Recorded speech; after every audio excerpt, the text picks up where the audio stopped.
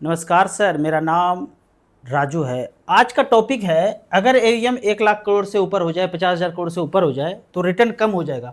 उसके पहले अभी जो पिछले एक सप्ताह से मार्केट डाउन हो रहा है तो काफ़ी डर का माहौल है। 2 4 5 दिन भी मार्केट डाउन होता है ना, चाहे आप 10 12 साल से इन्वेस्ट कर रहे हैं, लगता है कि अब जो है सब स्वाहा हो जाएगा, जीरो जीरो हो जाएगा। न्यूज़ भी ऐसा दिखाया जाता है, क्रिएट किया जाता है कि लगता है कि सब कुछ खत्म हो जाएगा। इससे तो अच्छा होता कि एफडी में करते तो सीधा सीधा रिटर्न दिख रहा है, वहाँ पे 8% कोई हलचल नहीं दिख रहा है। और जैसे ही मार्केट में पैसा इन्वेस्ट करते हैं, आपका रिटर्न इस तरह से दिखने लगता है। लंबे समय में 12 से 15 मिलेगा, लेकिन आज क्या दिख रहा है? आज तो गिरावट दिख रहा है ना। तो ये डर का माहौल हमेशा बना रहता है।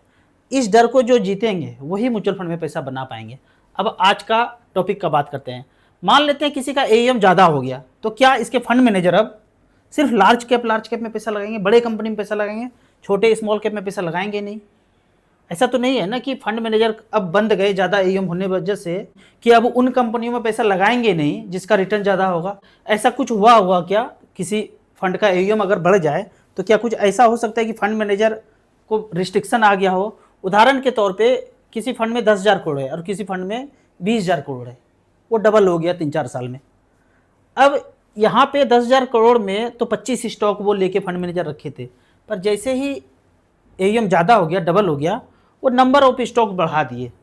नंबर ऑफ स्टॉक तो लगभग 6,000 लिस्टेड है ना, वो और ज़्यादा स्टॉक में पैसा लगा दिए जैसे जैसे पैसा उनके पास आता गया। तो यहाँ पे इन्वेस्टर बोलते हैं कि ज़्यादा रिटर्न नहीं होगा, रिटर्न परसेंटेज कम हो जाएगा यदि एईएम ज़्यादा होगा तो दूसरा उदाहरण लेते हैं कि मान लेते हैं कि किसी फंड मैनेजर के पास 2,000 करोड़ है, तो क्या वो उन स्टॉक्स में लगाएंगे जो ज़्यादा बढ़ेगा?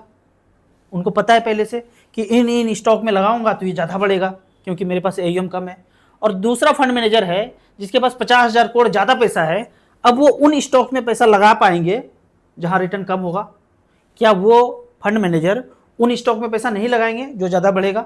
ये कैसे पता चलेगा कि ये फंड मैनेजर जिस स्टॉक में पैसा लगाया या ये फंड मैनेजर जिस स्टॉक में पैसा लगाया उसका रिटर्न कम होगा? अल्टीमेटली जो स्टॉक का रेट बढ़ेगा उसमें जो एप्रिसिएशन होगा वही म्यूचुअल फंड के पोर्टफोलियो में आपको एप्रिसिएशन दिखेगा। तो ये कैसे पता चलेगा? पहले से आज बैठे हुए हैं, आज एक फंड मैनेजर ने कुछ स्टॉक लिया, दूसरे फंड मैनेजर ने कुछ स्टॉक लिया, कौन सा चलेगा ये तो फ्यूचर ही बता पाएगा भाई, अभी कोई नहीं बता सकते हैं। तो ये कहना कि ज़्यादा एईएम वाला रिटर्न कम देगा और कम एईएम वाला रिटर्न ज़्यादा देगा, पीछे का इतिहास तो यही बताता है कि जिसका एईएम ज़्यादा है वही अच्छा रिटर्न दे पाया। आपको क्या देखना है? परफॉर्मेंस देखना है फंड का, 8 10 साल, 12 साल, 15 साल का, और ट्रैक रिकॉर्ड कैसा रहा है एएमसी का, वो आप देखते हैं तो ये पता चलता है कि एईएम जिसका ज़्यादा है उसी ने ज़्यादा अच्छा खासा रिटर्न दिया है। उदाहरण के तौर पे अगर मैं पराग पारिक फ्लेक्सी कैप का बात करूं तो यहाँ पे 1,10,000 करोड़ का एईएम है एक फंड में, 137 स्टॉक है इसमें। पहले कभी 25 30 हुआ करता था, फिर जैसे जैसे एईएम बढ़ता चला गया वैसे वैसे इसका स्टॉक भी बढ़ता चला गया, और एईएम बहुत ज़्यादा होने से उसका एक्सपेंस रेशियो भी धीरे धीरे कम हो जाता है। यहाँ पे 1.28% एक्सपेंस रेशियो हो गया है। उसी तरह एचडीएफसी मिड कैप अपॉर्चुनिटी का बात करें और इसमें अगर नंबर ऑफ स्टॉक देखते हैं तो 77 स्टॉक है। हालांकि मिड कैप कंपनी है, 150 जो मिड कैप कैटेगरी है उसमें ही 60 65% पैसा रहेगा, बाकी जो पैसा 30 35% है स्मॉल कैप लार्ज कैप इधर उधर भी लगा सकते हैं। तो इसका अगर देखते हैं एक्सपेंस रेशियो 1.38 है, और एईएम का अगर बात करें तो 84,000 करोड़ है। उसी तरह एसबीआई का आप चेक करेंगे तो कभी स्टॉक इसमें बहुत कम हुआ करता था, लेकिन आज 68 स्टॉक्स है।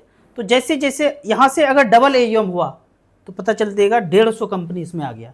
तो डाइवर्सिफिकेशन आपका धीरे धीरे बढ़ता रहेगा।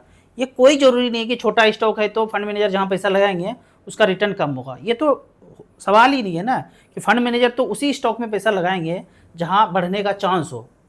ये बात अलग है कि उन्होंने लगाया और नहीं चला, लेकिन अपने समझ से तो वही लगाना चाहेंगे हर फंड मैनेजर कि जहाँ पैसा ग्रो हो, जहाँ एईएम बढ़े।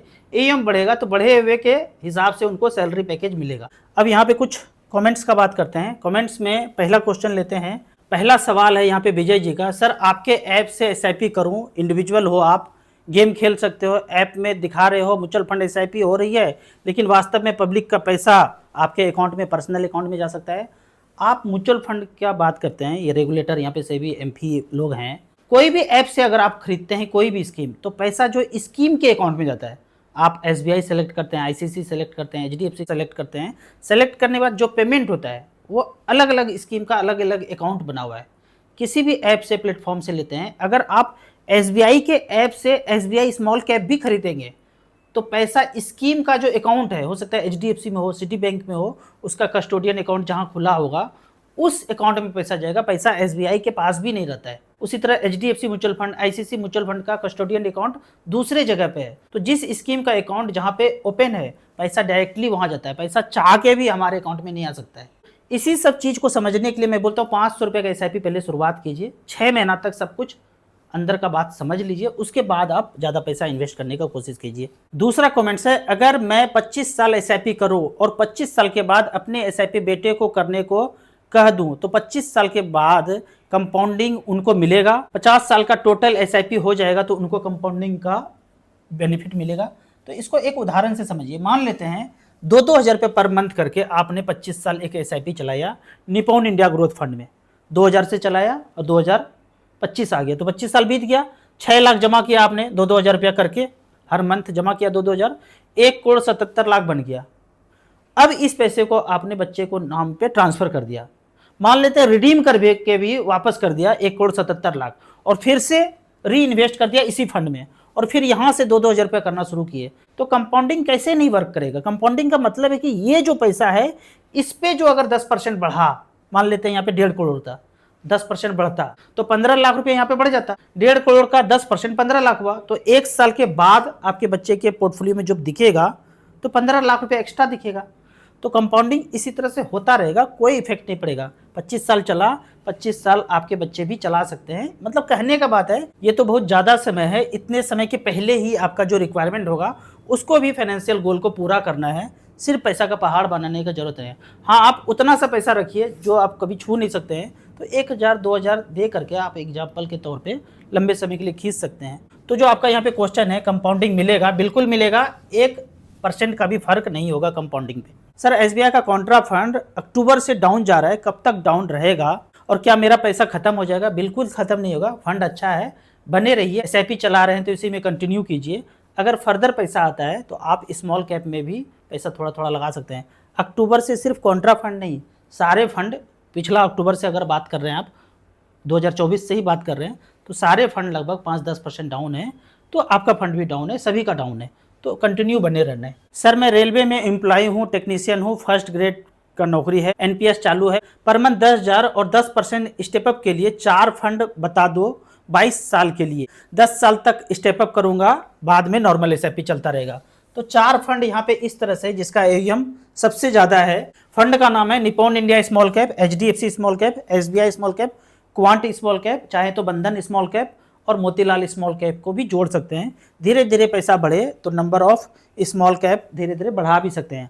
8-9 स्मॉल कैप हो तो कोई दिक्कत नहीं, एक मोतीलाल माइक्रो कैप भी अपने पोर्टफोलियो में जोड़ सकते हैं। आपने स्टेप अप एसआईपी का बात किया है, तो स्टार एसआईपी में न्यू फीचर आ गया है, आप स्टेप अप एसआईपी को भी यहाँ पे कैलकुलेट कर सकते हैं। यहाँ पे जाएंगे मेन्यू में, तो यहाँ पे 6 नंबर पे है स्टेप अप एसआईपी। आप जो भी स्कीम को सर्च करना चाहते हैं यहाँ पे टाइप करके वो स्कीम ला सकते हैं। डिफॉल्ट में यहाँ पे एसबीआई स्मॉल कैप लिखा हुआ है। 5,000 रुपया पर मंथ, 10% इंक्रीमेंट करना चाहते हैं ईयरली या अमाउंट में करना चाहते हैं तो ये यहाँ पे ऑप्शन आ जाएगा।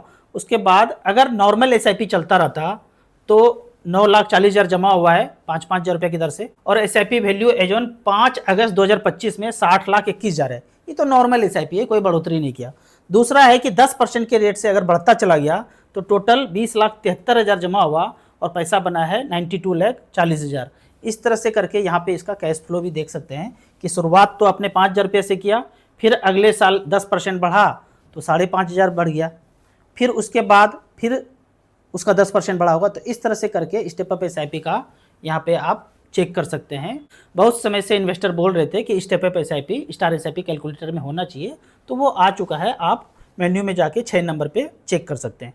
तो वो स्टार एसआईपी में आ चुका है, मेन्यू में जाके 6 नंबर पे आप स्टेप अप एसआईपी को भी अध्ययन कर सकते हैं। अगला एक बेहतरीन कमेंट्स है, मैं गुजरात से हूँ, राजकोट से।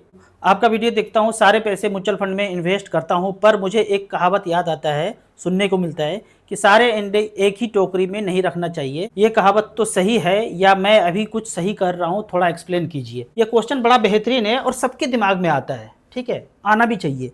जब हम बोलते हैं कि सारे अंडे एक टोकरी में नहीं रहना चाहिए, अगर टोकरी गिरा तो सारा अंडा गिर जाएगा, तो यहाँ पे नंबर ऑफ स्टॉक अगर आप 1 लाख रुपए डालते हैं तो नंबर ऑफ स्टॉक्स कितने कंपनी में पैसा चला गया, हमारे पैसे को डूबने के लिए या जो भी इन्वेस्टर पैसा लगाए हैं उनके पैसे को पूरी तरह से खत्म होने के लिए, जैसे टोकरी गिरा और सारा अंडा फूट गया, तो हमारे पैसे को खत्म होने के लिए नंबर ऑफ स्टॉक जितना है उन सब कंपनी को डूबना पड़ेगा। मतलब कि इस 77 कंपनी को खत्म होना पड़ेगा। अगर हमने SBI स्मॉल कैप में पैसा लगाया है तो 77 स्टॉक को खत्म होना पड़ेगा। अगर हमने HDFC मिड कैप अपॉर्चुनिटी में पैसा लगाया है तो 77 स्टॉक को खत्म होना पड़ेगा, तब हमारा पैसा जाके खत्म होगा। अगर हमने SBI स्मॉल कैप में लगाया है तो टोटल कितने स्टॉक को खत्म होना पड़ेगा, तब जाके हमारा पैसा खत्म होगा। तो यहाँ पे 68 कंपनी को खत्म होना पड़ेगा।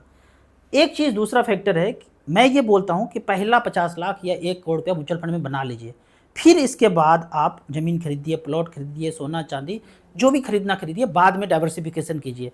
पहला जितना आपका एज है, क्षमता है, धीरे धीरे करके पैसा SIP में इन्वेस्ट कीजिए, पैसा ग्रो होने दीजिए। ग्रो होने के बाद डाइवर्सिफिकेशन सब जगह करना है।